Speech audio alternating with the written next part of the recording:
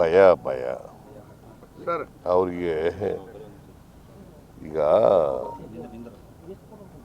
ಭಾರತೀಯ ಜನತಾ ಪಕ್ಷ ಇರ್ಬೋದು, ಜೆ ಡಿ ಎಸ್ ಇರ್ಬೋದು, ಎರಡು ಪಕ್ಷದವ್ರಿಗೂ ನಾನು ಅಧಿಕಾರದಲ್ಲಿದ್ದರೆ ಅವ್ರಿಗೆ ಅವ್ರ ಪಕ್ಷಗಳು ದುರ್ಬಲ ಆಗ್ತವೆ ಅಂತಕ್ಕಂಥ ಭಯ ಅವ್ರಿಗೆ. ಸರ್, ಈಗ ಒಂದು ವರ್ಷ ನನಗೆ ಚಾಮುಂಡೇಶ್ವರಿ ಇದು ಆಶೀರ್ವಾದ ಮಾಡಲಿ ಅಂತ ಹೇಳಿದ್ರಿ.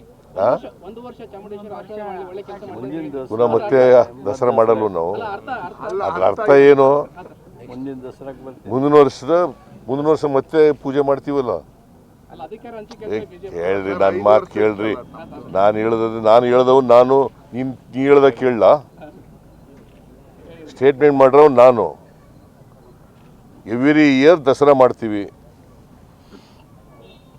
ಮುಂದಿನ ವರ್ಷ ಪ್ರಾರ್ಥನೆ ಮಾಡ್ತೀವಿ. ಮತ್ತೆ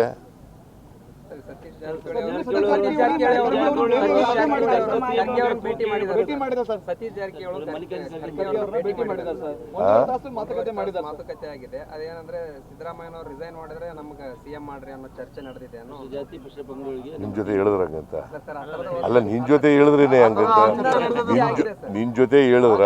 ನೀನು ಈ ಊಹೆ ಮಾಡ್ಕೊಳ್ಳೋದು ಬೇಡ. ನಿನ್ ಜೊತೆ ಹೇಳಿದ್ರ? ಹೇಳಿಲ್ಲ ಅಂದ್ರೆ ಬಿಡು. ಕೇಳ್ರಿ ಇಲ್ಲಿ. ಬಿಟ್ಟು ಸಭೆ ಮಾಡೋದೇನು ಉದ್ದೇಶ ಅಂತ? ಯಾರು? ಯಾರ ಜೊತೆ? ಖರ್ಗೆ ಅವ್ರು ಏನಾಗಿದ್ದರು? AICC president. ಇವ್ರು ಏನಾಗಿದ್ದರು? ಮತ್ತೆ ಮಿನಿಸ್ಟ್ರು AICC ಪ್ರೆಸಿಡೆಂಟ್ ಜೊತೆ ಭೇಟಿ ಮಾಡಿದ್ರೆ ಅದಕ್ಕೊಂದು ಅರ್ಥ ಕಲ್ಪಿಸೋದೇನು? ಅದಕ್ಕೆ ಒಂದು ಇಂಟರ್ಪ್ರಿಟೇಷನ್, ನಿಮ್ಮದೇ ಆದಂಥ ಒಂದು ಇಂಟರ್ಪ್ರಿಟೇಷನ್ ಮಾಡಿದ್ರೆ ಏನಪ್ಪ? ನೋಡ್ರಿ, ಈ ಊಹಾ ವಾರ್ತೆ ಇದೆಯಲ್ಲ, ಇದು ಬಿಡಬೇಕು. ನೀವು ಊಹೆ ಮಾಡ್ಕೊಂಡು ಯಾವಾಗಲೂ ಕೆಟ್ಟದೇ ಯೋಚನೆ ಮಾಡೋದು. ಒಳ್ಳೇದು ಯಾಕೆ ಯೋಚನೆ ಮಾಡಲ್ಲ?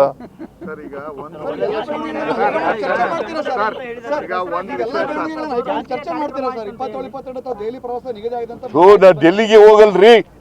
ಯಾವನ ಎಷ್ಟು ಸಾರಿ ಕೇಳ್ತೀಯ ಅದನ್ನ? ಒಂದು ವಿಷಯ ಸರ್, ನಾ ಡೆಲ್ಲಿಗೆ ಹೋಗಲ್. ಯಾರು ಹೇಳ್ಕೊಟ್ಟವ್ರು ನಿನ್ಗೆ? ಯಾರು ಮಾಹಿತಿ ಬರ್ತಾರೆ? ಕೊಟ್ಟವ್ರು ಯಾರ್ರಿ ಮಾಹಿತಿ? ನಿನ್ಗೆ ಮಾಹಿತಿ ಯಾರ್ರಿ ಕೊಟ್ಟರು?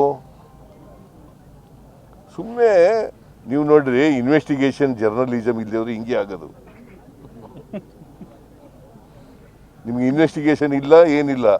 ಸುಮ್ಮನೆ ಯಾರೋ ಹೇಳಿದ್ರು ನಾನು ಡೆಲ್ಲಿಗೆ ಹೋಗ್ತೀನಿ ಅಂತ ಎಲ್ಲಿ ಹೇಳಿದ್ದೀನಿ? 27-28ಗೆ ಡೆಲ್ಲಿಗೆ ಹೋಗ್ತೀನಿ ಅಂತ ಎಲ್ಲಿ ಹೇಳಿದ್ದೀನಿ? ಹೇಳಿದ್ದೀನಾ?